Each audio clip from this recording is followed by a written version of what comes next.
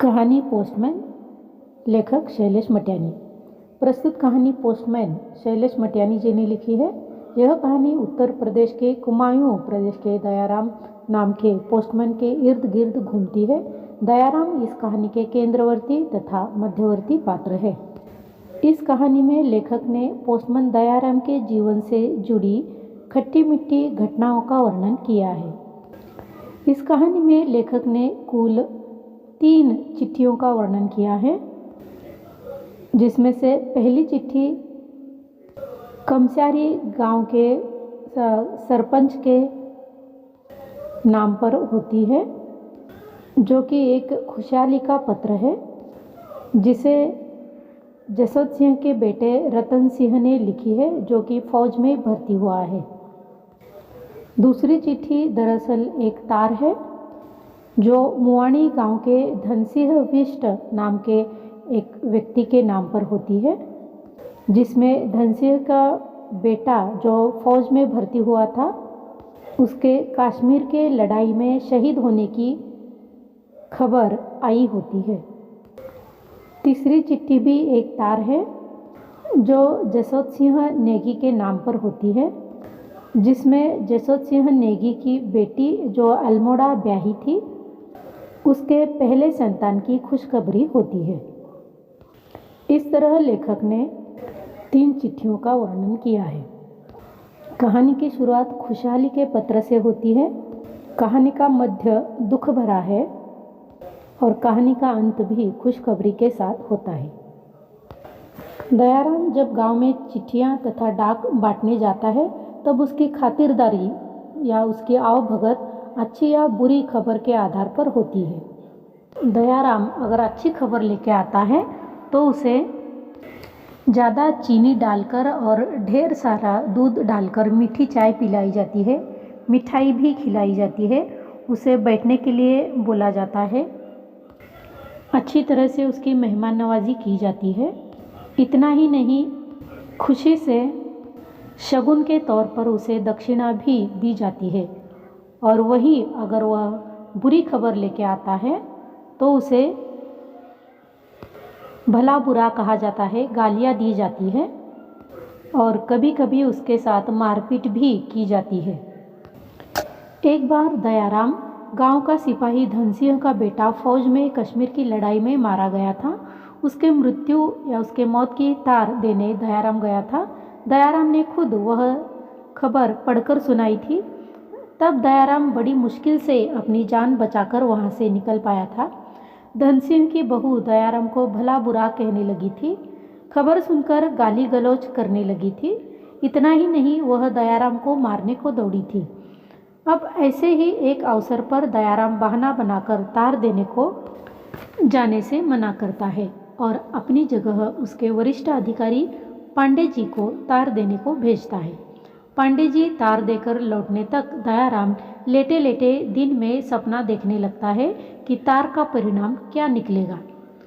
जब दयाराम गांव के प्रधान जसवंत सिंह नेगी के नाम पर उनके बेटे रतन की ओर से भेजी गई चिट्ठी को देने जाता है, तो चिट्ठी हाथ में लेते हुए प्रधान अपनी बहू को आवाज़ देकर कहते हैं, पोस्टमैन साहब के लिए बैठने के लिए दरी डाले और चाय तथा तम्बाकू भी लाए।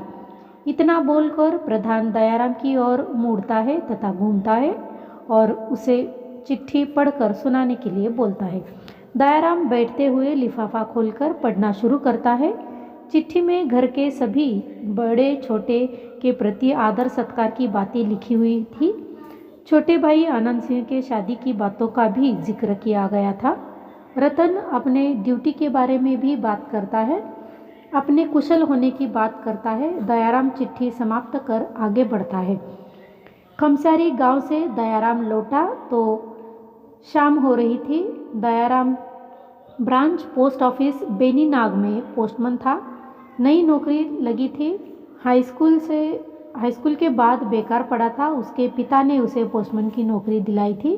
दयाराम जब किसी की मनी ऑर्डर लाता तो वह उसे तिलक लगाते और दक्षिणा देते। अपनी खाकी वर्दी पहनकर झोला कंधे से लटकाए दयाराम जब गांव में जाता तो जिस घर के पास होता वहाँ सबकी जबान पर एक ही बात होती, पोस्टमैन सैप।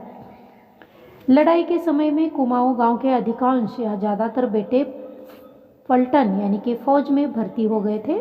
आर्थिक समस्या के कारण उन्हें अपने परिवार, अपनी धरती से अलग होने को मजबूर किया था। दयाराम को मुआनी गांव की बात याद है। धनसिंह बिष्ट का बेटा मारा गया था फौज में कश्मीर की लड़ाई में। दयाराम ने वह तार खुद पढ़कर सुनाई थी और उसकी जान खतरे में पड़ गई थी। धनसिंह की बहू ने खूब भला बुरा कहा था और दराती लेकर दयाराम को मारने आई थी। दयाराम के माथे पर पसीना आ गया था। दयाराम कहना चाहता था, मुझे क्यों गालियाँ देती हो दीदी, मैंने तो तुम्हारे स्वामी को गोली नहीं मारी। लेकिन उसके करुण विलाप के आगे उसकी वाणी यानी उसकी जबान मूक हो गई थी। सोमवार का दिन था। कमसारी गांव की तरफ जाने की बारी थी। ब्रांच पोस्टमास्टर पांडे चिट्ठियां छाट रहे थे और दयाराम कुछ खोया खोया सा अपनी डाक थैली में भर रहा था। पांडे ने दयाराम की तरफ तार का एक लिफाफा बढ़ाया जिस पर जसवंत सिंह नेगी का पता था। नाम देखते ही दयाराम विचलित या बेचैन हो उठा। जब पांडे ने वजह पूछी बेचैन होने की तो जुखाम होने का बहाना बना दिया, तो पांडे जी ने उसे दुकान पर ही रहकर हिसाब किताब देखने बोला। फिर खुद ही चिट्ठियां लेकर निकल पड़े। पिछले दिनों हुए कुछ अप्रिय घटनाओं को याद करके दयाराम कहीं खोया रहता है। पांडे जी उसे जगाते हुए कहते हैं, बुखार ज़्यादा चढ़ गया है क्या बेटे दयाराम। उसके बाद पांडे जी दयाराम से कहते हैं, तकदीर का तू कच्चा है बेटे। तार लेकर जसवंत सिंह नेगी के घर गया। अल्मोड़ा जो उनकी बेटी ब्याही है उसे लड़का हुआ है। बेचारे ने खूब आओ भगत की, ऊपर से 8 आने दक्षिणा दी कि ब्राह्मण आदमी हो, खुशखबरी लाए हो।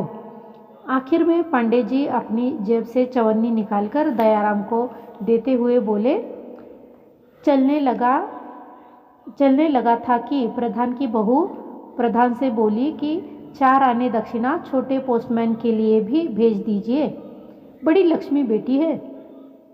इस तरह पोस्टमैन कहानी में कुमाऊं गांव के सामाजिक, आर्थिक और सांस्कृतिक पहलुओं को लेखक ने बड़ी कुशलता से उजागर किया है।